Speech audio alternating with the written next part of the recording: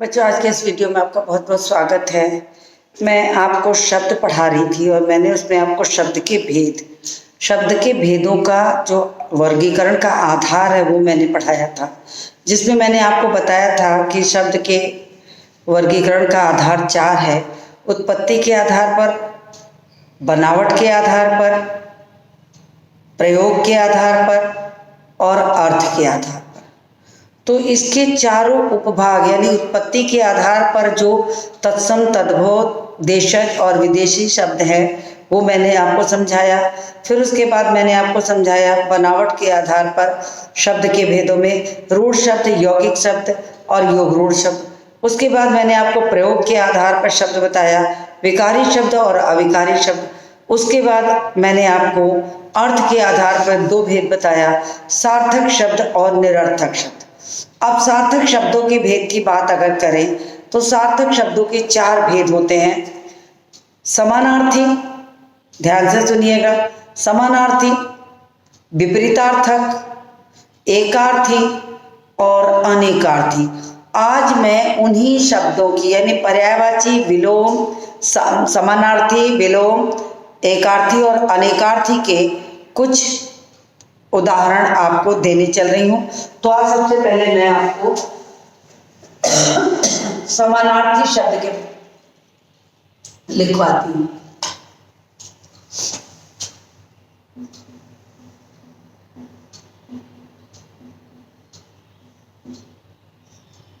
समानार्थी, इसको पर्यायवाची भी कहते हैं, इसको पर्यायवाची शब्द भी कहते हैं।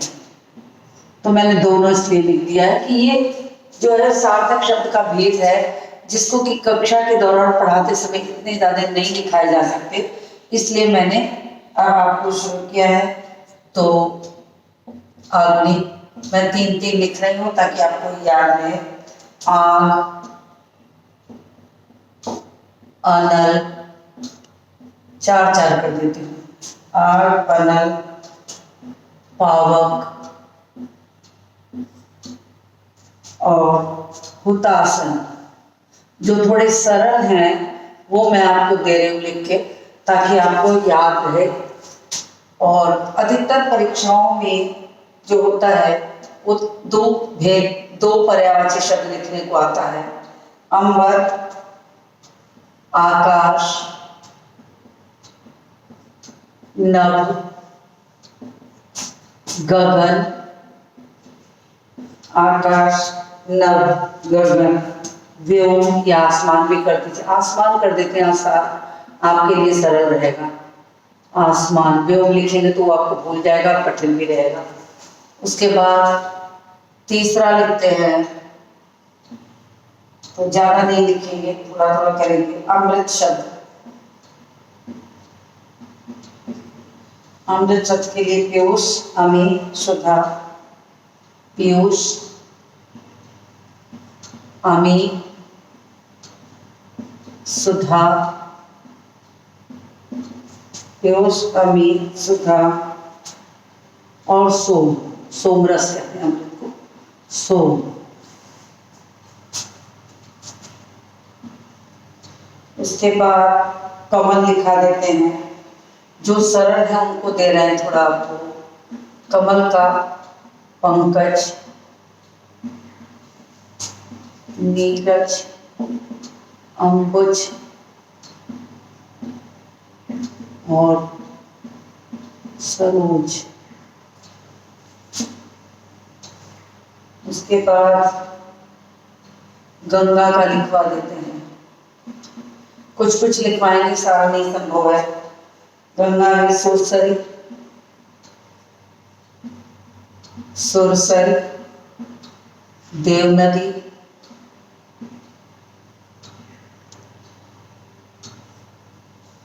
देव नदी,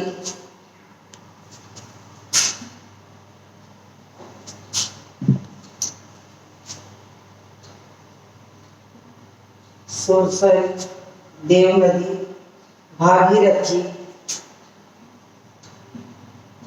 भागीरथी, त्रिपथगा, त्रिपथ का जाम्बी भी होता है, लेकिन 4 से ज़्यादा हो जाएगा तो मैं अभी उतना नहीं ले रही हूँ। फिर घर का लिखा देते हैं, घर बहुत कॉमन है, तो घर का आलय, गृह,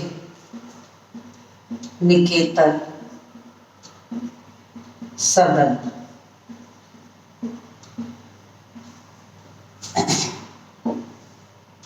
फिर उसके बाद चंद्रमा लिखवा देते हैं।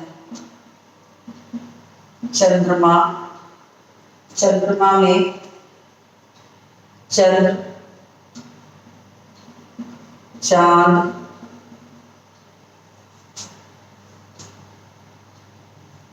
राकेश, राकेश और शशि लिख लीजिए, शशि, तो आपको आसानी से याद हो जाएगा। उसके बाद आप चीर लिखिए। चीर का मतलब वस्त्र होता है।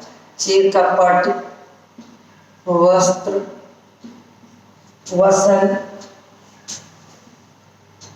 वसन और अंबर लिख लीजिए। अंबर का मतलब भी वस्त्र होता है। अंबर का मतलब आकाश भी होता है। उसके बाद आप शब्द लिखिए तट। तट मतलब होता है किनारा, तो तट का हो जाएगा कूल, किनारा।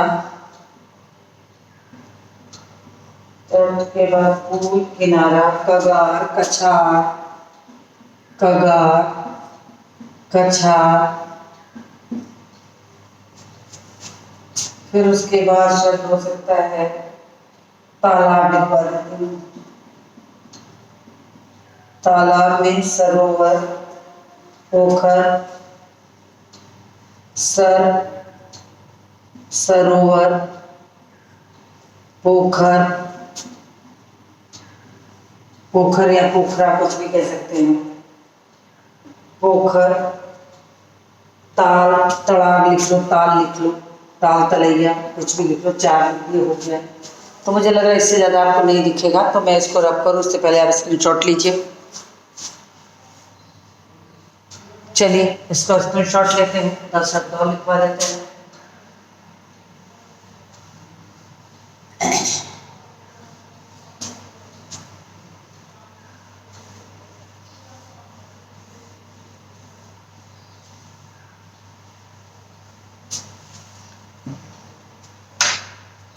उसके बाद देवता लिखिए।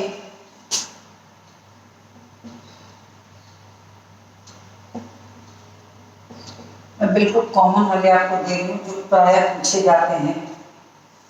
सुर, देव, सुर, देव, अमर। अमर देवताओं को इसलिए कहा जाता है कि कभी वो मरते ही नहीं है, वो हमेशा जिंदा रहते हैं, इसलिए अमर कहा जाता है। अमर्त्य भी उन्हीं को कहा जाता है। तो दोनों एक मिलते जुलते शब्द दे रहे हूँ कि ताकि आपको याद हो जाए। फिर धरती का लिखवा देते हैं, बहुत पूछा जाता है। तो मही, मही, धरा, वसुंधरा, धरा, वसुंधरा, वसुधा, भूमि, भू कुछ भी लिख सकते, भूमि लिख देती हूँ, आसान रहेगा। भूमि, भूमि, भू, वसुंधरा, धरा। फिर उसके बाद आपको शब्द लिखवा देती हूँ। खोजना बहुत जरूरी, सोच के कि आपको कौन से शब्द ऐसे लिखवाए जाए जो आपको बहुत फायदेमंद हो और आसानी से याद भी हो जाए। तो मैं उन ऐसे शब्दों को लिखवा रही हूँ। नर लिखवा, नर, नर का हो जाएगा मनुज, मनुज, मनुष्य, मनुज, मनुष्य, मानव, आदमी। फिर मैं आपको लिखवाती हूँ पक्षी। पक्षी का खग, विहग, खग, विहग, पखेरु, पखेरु, पंछी।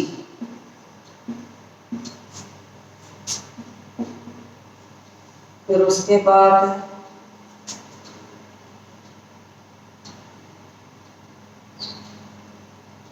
बादल, मेघ, बादल का मेघ, जलधर, जलधर, जलद, पयूर।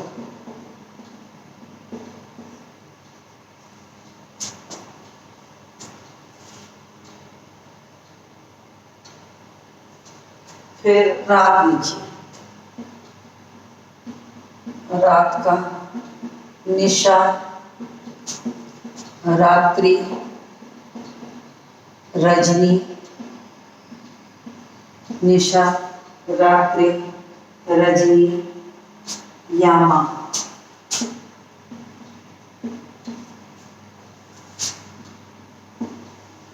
फिर उसके बाद वृक्ष लिखिए,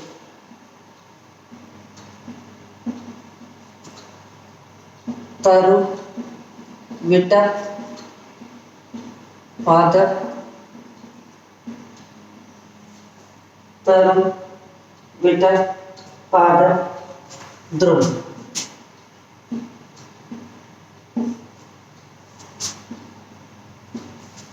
फिर उसके बाद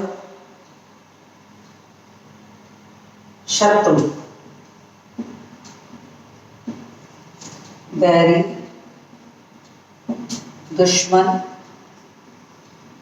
अरि,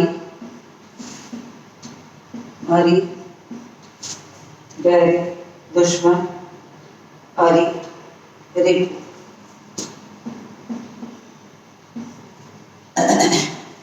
फिर उसके बाद सांप लिखिए, संसार लिखा देते हैं तो आपकी कक्षा 7 लायक है। संसार, जगत,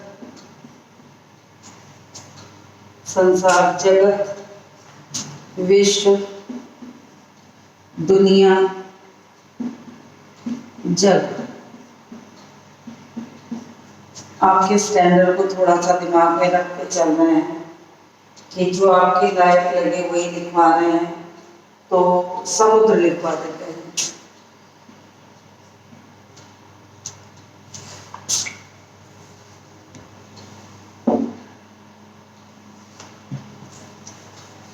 समुद्र, समुद्र का लिखिए सागर, सिंधु, सिंधु, रत्नाकर, सागर, सिंधु, रत्नाकर, जलधि लीजिए।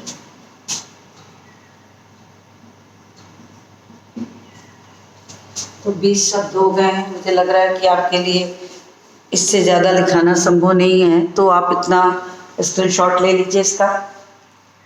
फिर मैं इसको रब करती हूँ। संभवतः स्क्रीनशॉट आपने ले लिया होगा। अब मैं इसको रब करती हूँ और समानार्थी के बाद मैं आपको विलोम पे ले आती हूँ। इस सार्थक शब्दों का जो दूसरा भेद है वो है विपरीतार्थक।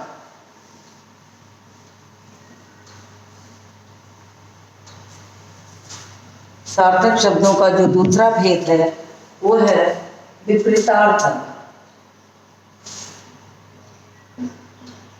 विपरीतार्थक शब्द या उसको कहते हैं विलोम शब्द। आप कक्षा 7 के हैं तो आपको विलोम ज़्यादा समझ में आएगा, इसलिए मैंने दोनों यहाँ पर लिख दिया है। अब मैं विलोम शब्द आपको करवाने चल रही हूँ, आप उसको लिखना शुरू करिए। तो साथ साथ लिखूंगी। इधर विलोम शब्द है, शब्द और विलोम। या लिख ही देती हूँ पहले।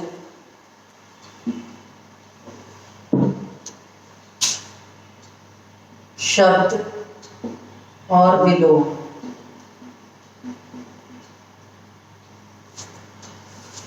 फिर अथ, इति। फिर अतिवृष्टि। अतिवृष्टि का मतलब होता है बहुत ज़्यादा पानी बरसना, और अनावृष्टि का मतलब होता है सूखा पड़ना। तो अतिवृष्टि और अनावृष्टि शब्द जो है आपके लिए थोड़े नए हैं, इनको अच्छे से देखिए। अनुकूल,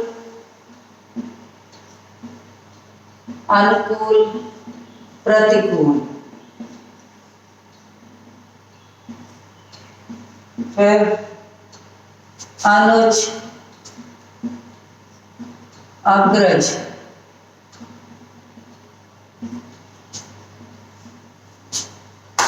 फिर आयात, निर्यात।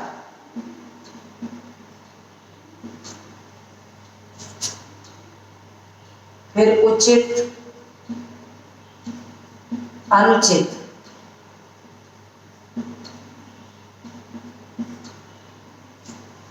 फिर कोमल,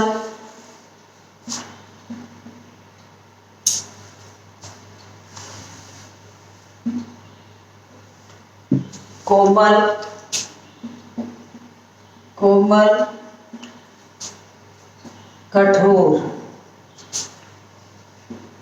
फिर क्रय, विक्रय।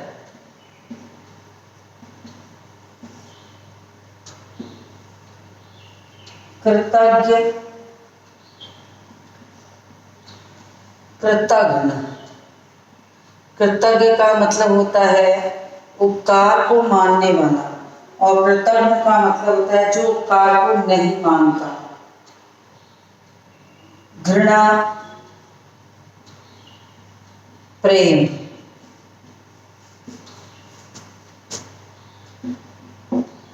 घृणा, प्रेम। चतुर,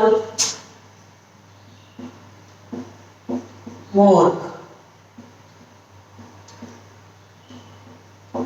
चतुर, मूर्ख। जीवन, मृत्यु। जीवन, मृत्यु। फिर निंदा, स्तुति। दुर्बल, दुर्बल, सबल। दुर्बल मतलब कमजोर, सबल मतलब ताकतवर। दुर्बल, सबल। फिर निंदा, स्तुति। निंदा मतलब बुराई, और स्तुति मतलब वंदना। निरक्षर, साक्षर।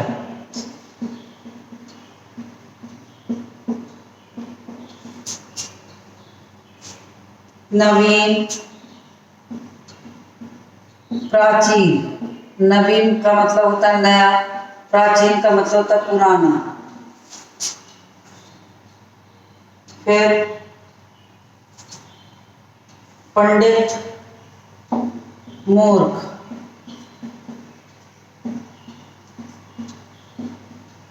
फिर मान, अपमान। यश, अपयश।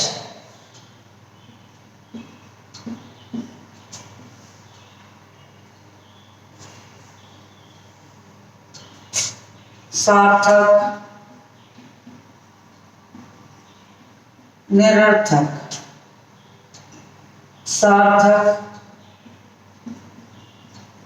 निरर्थक। साक्ष्य कुछ मैं ऐसे ही बता देती हूँ।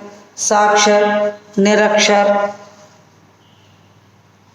स्वर्ग, नर्क, सुविधा, असुविधा, स्थूल, सूक्ष्म। ये थोड़ा सा कठिन है, इसको लिख लीजिए।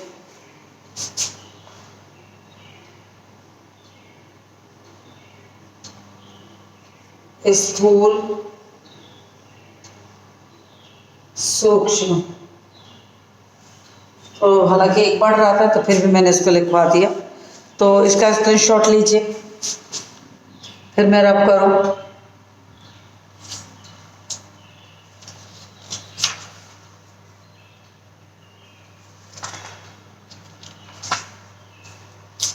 चलिए, स्क्रीनशॉट हो गया होगा, मैं इसको रब करती हूँ।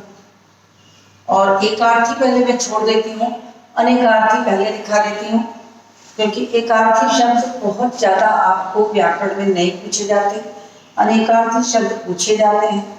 क्योंकि एकार्थी शब्द का मतलब होता है कि जिसका कोई एक निश्चित अर्थ। प्रायः वो शब्द जो होते हैं भाषा के दौरान प्रयोग होने वाले शब्द हैं, तो आपको नहीं पूछा जाता। तो मैं सिर्फ अनेकार्थी लिखा रही हूँ, जो इसका चौथा भेद है, अनेकार्थी शब्द। अनेकार्थी शब्द का मतलब होता है जहाँ एक ही शब्द के बहुत सारे अर्थ हों। अनेकार्थी शब्द यानी अनेकार्थी शब्द क्या हुआ कि बहुत सारे जो शब्द हों उनका मैं बता रही हूँ। तो पहला शब्द मैं लिखती हूँ अंक। अंक शब्द को आपने गिनती के लिए सुना होगा, लेकिन अंक बहुत होता है। अंक का मतलब भाग होता है। भाग मैं समझा दूँ आपको। भाग का होता है पहला अंक, दूसरा अंक, तीसरा अंक। यानी किसी उपन्यास में है, किसी कहानी में है, प्रथम अंक, द्वितीय अंक, जिसको आप अंग्रेजी में एपिसोड कहते हो, तो उसको कहते हैं। तो अंक, फिर गिनती भी हो सकता है, गोद होता है इसका मतलब। और देखिए, एक अंक के बहुत सारे भाव मैंने बता दिया। अक्षर शब्द बहुत महत्वपूर्ण है, आप इसको जरूर पढ़िए। अक्षर का मतलब हो जाता है वर्ण। सबसे पहले जो व्याकरण में पढ़ते हैं वो वर्ण। फिर ब्रह्मा के लिए भी अक्षर कहा जाता है, ब्रह्मा। फिर और क्या कहा जाता है, विष्णु के लिए भी, विष्णु के लिए भी अक्षर शब्द आता है जो कभी खत्म नहीं होता। शेषनाग, शेषनाग को भी अक्षर जो शब्द का एक सामान्य अर्थ भी देखिए, जो कभी नष्ट न हो। अक्षर, क्षर मतलब नष्ट होना। तो ये भी इस टाइप की बहुत महत्वपूर्ण है। फिर अर्थ, अर्थ शब्द का मतलब होता है एक तो मतलब, एक आप मतलब लिख सकते हैं, दूसरा प्रयोजन, प्रयोजन, तीसरा धन लिखिए, चौथा हेतु के कारण, यानी अर्थ हेतु के कारण मतलब होता है इसका। फिर कनक शब्द लिख लीजिए। कनक का सोना, धतूरा और गेहूं।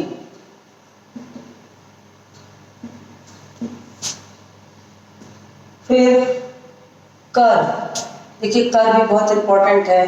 कर आपको टैक्स के अर्थ में भी आता है। टैक्स, कर मतलब किरण होता है, सूर्य की किरणें के लिए। कर का मतलब हाथी, जो हाथी की जो सूंड होती है उसको भी कर कहते हैं, किरण।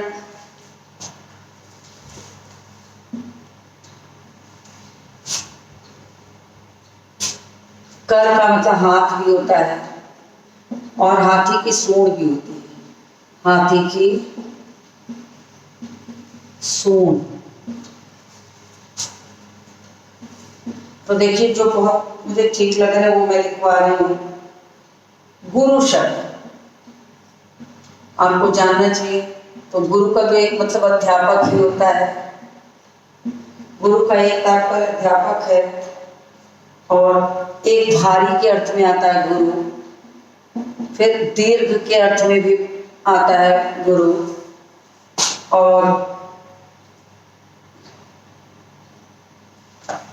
पिता को भी, गुरु और पिता का स्थान जो होता है वो भी होता है तो आप स्क्रीनशॉट लेते चलिए।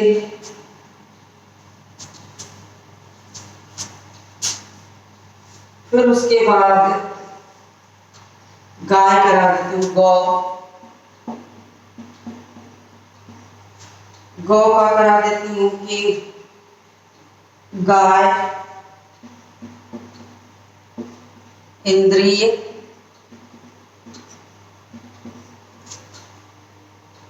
स्वर्ग और पृथ्वी।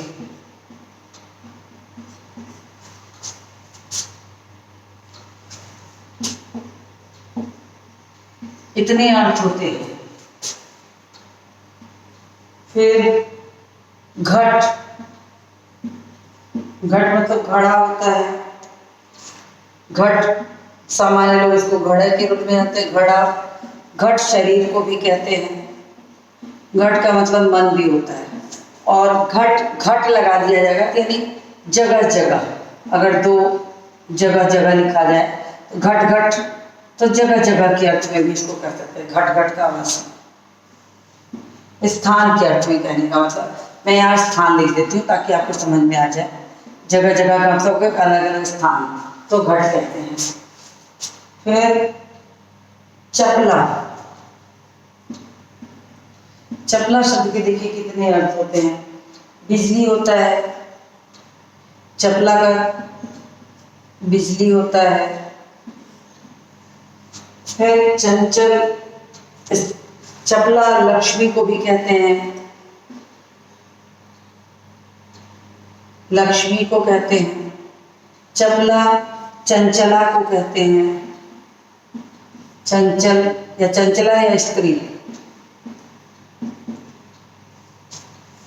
चंचला को कहते हैं। फिर जलज, जलज तो जरूर जानना चाहिए आपको। कमल, जलज जो होता है कमल के अर्थ में आता है। शंख यानी पानी से उत्पन्न होने वाली जो चीजें वो सब जलज ही कहलाती हैं। शंख को भी जलज कहते हैं। मछली भी पानी में उत्पन्न होती है तो मछली को भी जलज कहते हैं।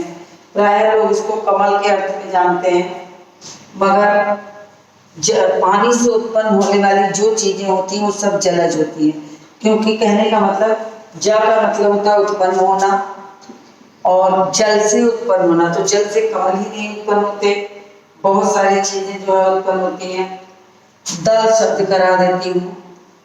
दल का मतलब होता है समूह, दल का होता है समूह। पत्ते को भी दल कहते हैं। दल का मतलब समूह भी होता है, पत्ता भी होता है, पक्ष भी होता है, सेना, सेना भी कह सकते हैं, पक्ष भी कह सकते हैं। किस दल में हो तो पक्ष भी कह सकते हैं। तो मुझे उम्मीद है कि इतना मैंने लिख दिया, आप इसका स्क्रीनशॉट ले लीजिए, फिर मैं आगे की चीज़ लिखवाऊंगी, तो आप इसका स्क्रीनशॉट ले लीजिए।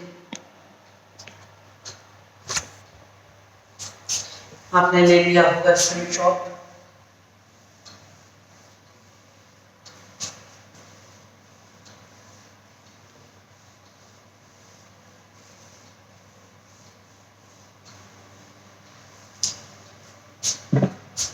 इसके बाद निशाचर, निशाचर का मतलब होता है रात में चलने वाले, राक्षस भी हो सकता है। निशाचर रात में जो लोग चलते हैं उसके लिए निशाचर शब्द का प्रयोग किया जाता है। श्रृंगार कहते हैं, श्रृंगार को बोलचाल की भाषा में श्रृंगार कहते हैं, श्रृंगार नहीं लेकिन श्रृंगार समझिए, क्योंकि जिसको आप तद्भव रूप में सियार कहते हैं उसको कहते हैं श्रृंगार। ये भी रात को ही निकलता है। और सांप उल्लू, सांप उल्लू, चोर को भी निशाचर कहते हैं कि निशाचर हो क्या, तो ऐसी चीजें भी कही जाती हैं। फिर उसके बाद आपको पत्र बता देते हैं। पत्र का होता है पत्ता, चिट्ठी, पत्र का पत्र, चिट्ठी और शंख। फिर उसके बाद